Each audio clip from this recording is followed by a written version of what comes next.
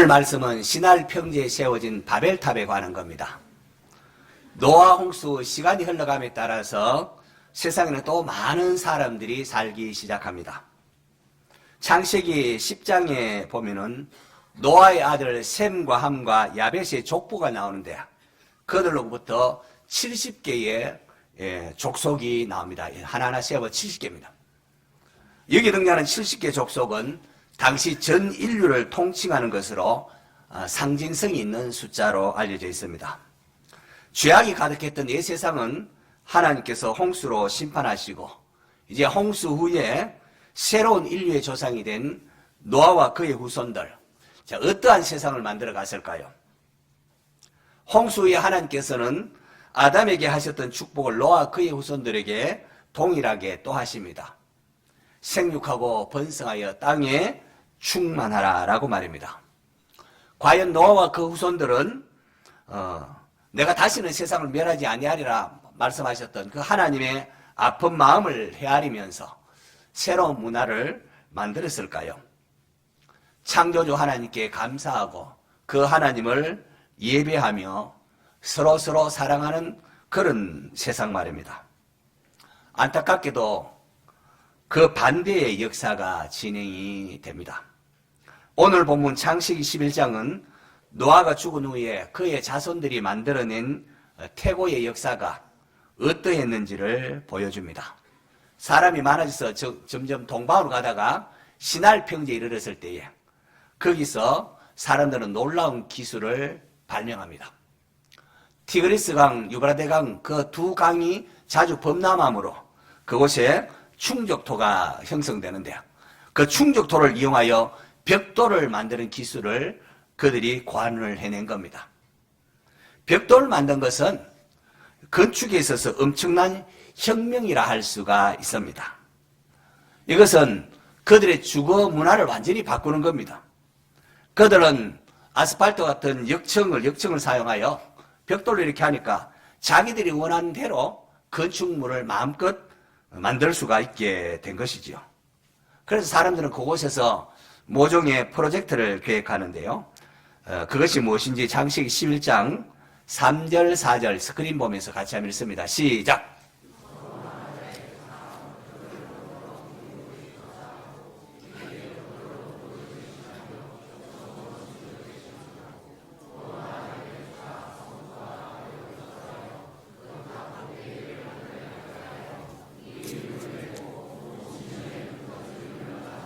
네. 사람들이 벽돌과 역청을 사용하여 성읍과 탑을 건설합니다.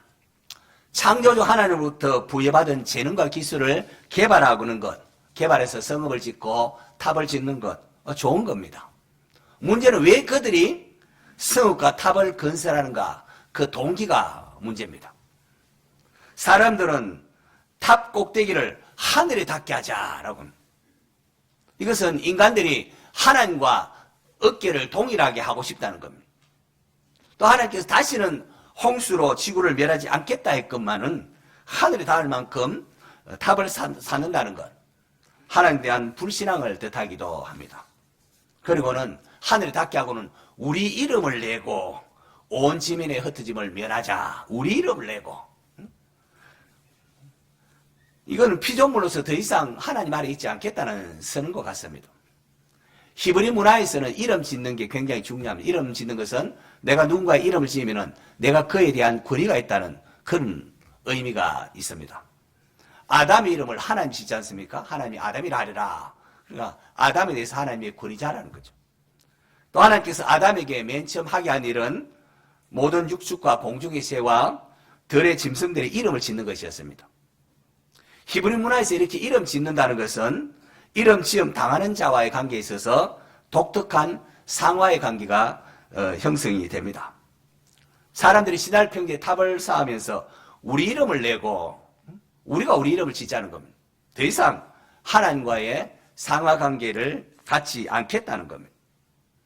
그리고 하나님께서 홍수 후에 노아에게도 생육하고 땅에 번성하여 땅에 편만하라 라고 했건만 그들은 온 지면에 흩어짐을 우리가 면하자, 우리끼리 같이 있자 하면서 하나님의 뜻에 대하여 반기를 듭니다.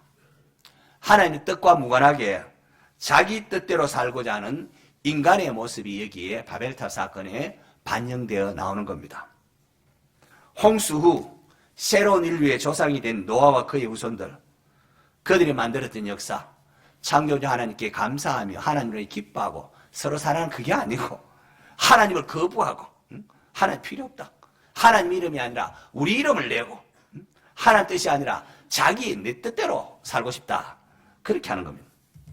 이 하나님께서 그들의 언어를 혼잡케 하셔서 그들로 하여금 하나님의 도모가 헛사가 되고 지면에서 흩어지게 함으로 도시 쌓기를 거쳤다고 합니다. 하나님께서 그들의 언어를 혼잡하게 했다고 해서 그곳 이름을 바벨, 혼잡함 이런 뜻을 바벨이라고 부릅니다. 이 바벨탑 사건, 단순히 한민족이었던 조상들이 언어가 각각 달라져 흩어졌다, 여러 민족으로 나뉘겠다, 그런 단순한 이야기가 아닙니다. 도시를 건설하고 탑을 세우는 게 잘못됐다, 그것도 아닙니다. 잘못이 아니죠. 인간의 문명 그 자체가 악한 것이 아닙니다. 문제는 그 속에 감추어진 하나님을 거부하고 하나님을 대적하려고 했던 동기, 그것이 악한 것입니다.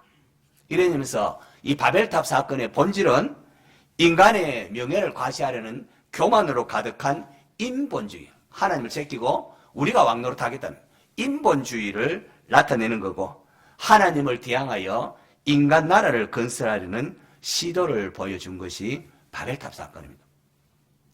예수님께서 이 땅에 오셔서 제자들에게 기도를 가르치지 않습니까? 우리가 무엇을 추구하며 살 것인지, 너희는 이렇게 기도하라, 이렇게 기도를 가르치십니다. 우리가 주기도문이라 하고 있죠. 하늘에 계신 우리 아버지여, 이름이 하나님의 이름이 거룩히 여김을 받으시오며 하나님의 나라가 임하시고 하나님의 뜻이 하늘에서 이루어진 것 같이 이 땅에서 이루어지게 하옵소서, 이렇게 기도하라고. 예수님은 우리에게 하나님의 이름, 또 하나님의 나라, 하나님의 뜻을 위하여 먼저 기도하라고 하셨습니다. 그런데 신할병제 인간들은 하나님의 이름이 아니라 자기 이름을 내고 하나님 나라, 하나님 뜻을 거스리고 자기 욕망을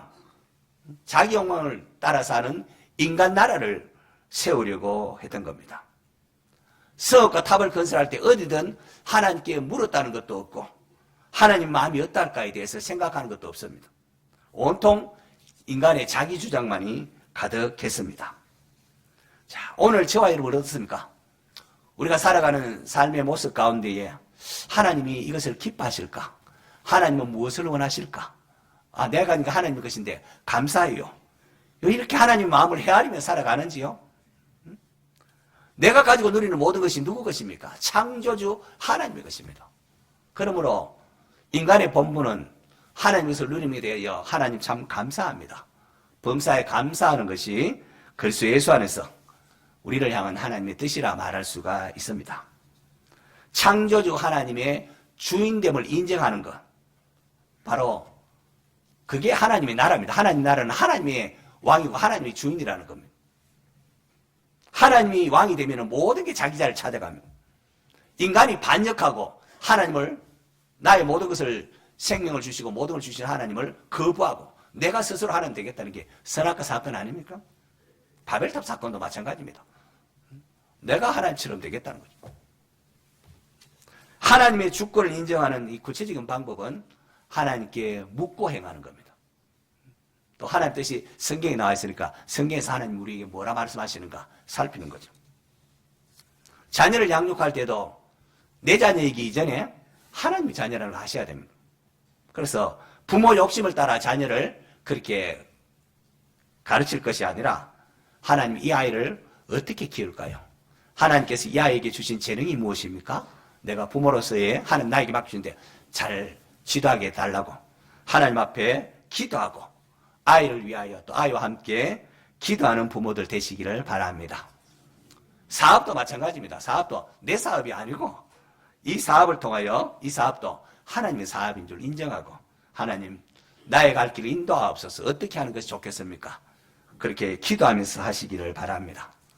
하나님의 주인됨을 인정하면은 놀랍게도 짐이 가벼워집니다.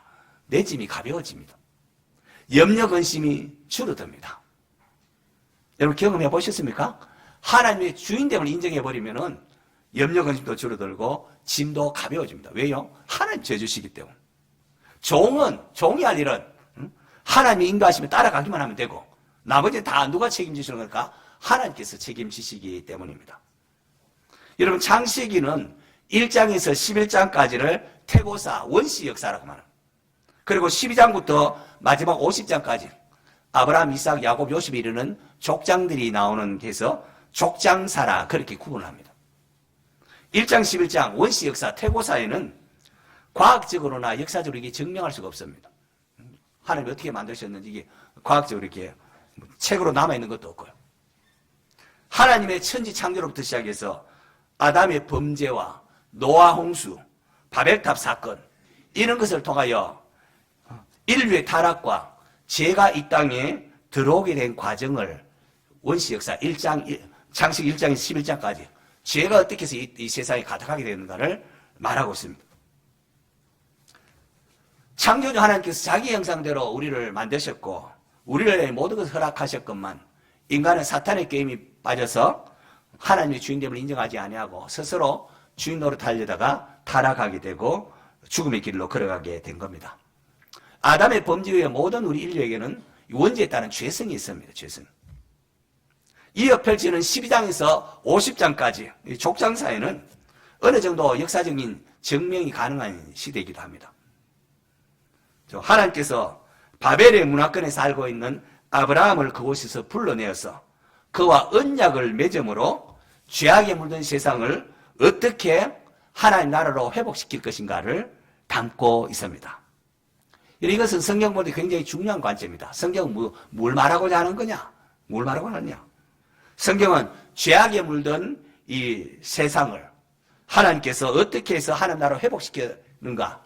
그걸 말하고 계시하는 책이 성경책이라는 거죠. 그래서 12장으로 넘어가면은 1장, 11장까지는 악이 어떻게 해서 이 땅에 돌아왔는 거고, 그 다음에 하나님 나라가 다시금 The Kingdom of God Strike Back 이렇게 제국의 역습처럼 하나님 나라가 회복되는 어떻게 회복시키는가를 말하고 있습니다. 그래서 창세기 12장에 넘어가면은 그때부터 이제 바벨 공동체의 삶에 있는 아브라함을 불러냅니다. 하나님께서 스스로 안전하다 여기는 도시 속에 있는 아브라함에게 너는 너의 고향 친척과 아버지 집을 떠나서 내가 네게 보여줄 땅으로 가라. 내가 너로 큰 민족을 이루게 하고 네게 복을 주어 내 이름을 창대하게 하리니 너는 복이 될지라 하고 하십니다. 여기서 내가 하나님께서 내가라는 강요. 하나님께서 내가 하겠다는 겁니다. 내가 하겠다. 아브라함아 네가 스스로 큰 민족을 이루기 위하여 바벨성 탔는 게 아니란다. 살 필요가 없단다. 하나님이 내가 너로 하여금 큰 민족을 이루게 하겠다고 말씀합니다. 믿음으로 순례의 길을 떠나는 아브라함을 하나님께서 지켜주시고 복을 내리실 것이라고 말씀하십니다. 하나님께서는 바벨탑을 쌓는 사람들이 아니라 믿음으로 하나님의 말씀에 순종하는 아브라함을 통하여 타락한 인류를 구원하는 그런 일을 진행하십니다. 저렇게 성경을 이렇게 보면은 셈의 족보를 기록하다가 이 중간에 갑자기 바벨탑 사건이 기록된 걸 보면서 이렇게 왜 이렇게 했을까? 제가 깨달은 것은 하나님께서 아브라함을 선택한 것은 갑자기 결정하거나 우연히 된 것이 아니라는 겁니다. 이미 아담과 하와 때 하신 하나님의 약속이 노아 홍수 위에 이 셈의 후손들을 통한 셈의 후손의 축복 가운데 이제 이 일이 진행하고 있음을 말하고 있다는 것을 깨달았습니다. 우리는 한 치 앞도 볼지 못하는 그런 존재지만은 하나님은 오래전부터 인류를 구원하기 위하여 독생자 예수 그리스도를 준비하고 계셨습니다.